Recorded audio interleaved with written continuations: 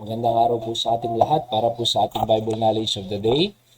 At short encouragement po sa atin or kaalaman. Proverbs 17:13, whoso rewardeth evil for good, evil shall not depart from his house. Yan po ang pamagat natin. Po, rewarded evil for good.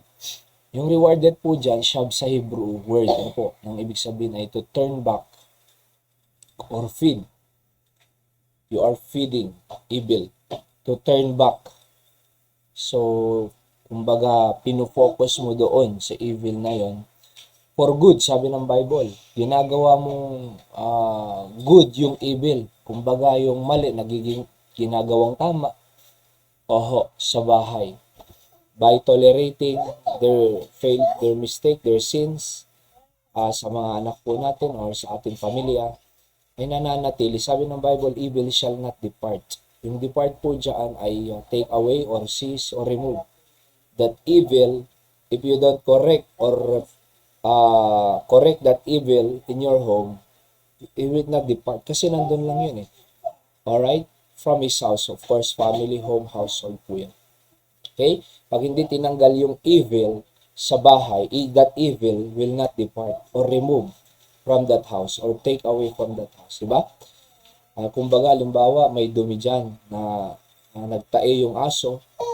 Pag hindi mo tinanggal at lininis yun, nandun pa rin yun. Parang ganun din po ang evil. Alright? Pag hindi natin tinanggal, kinorek ang evil na behavior ng ating mga anak or mga pangyayari sa bahay, nandun pa rin yun. At sinisiguro ko po, mauulit-ulit yan. Pagka hindi natanggal ang anger, mauulit-ulit yan. Pag hindi natanggal yung bitterness, mauulit na naman yung kanyang ginagawa na masama. So, pagka hindi natanggal yung kasinungalingan sa anak, or pakikipag-away, or pagnanakaw, for example, ay hindi po yan mawawala. Nandun pa rin yan. Unless otherwise, kung tayo po ay tatanggalin natin, at i-correct natin, at aalisin natin, at wawalisin natin, para mawala po yung evil na yan. Kasi mananatili po yan eh. Magiging problema po yan ng mga anak natin balang araw.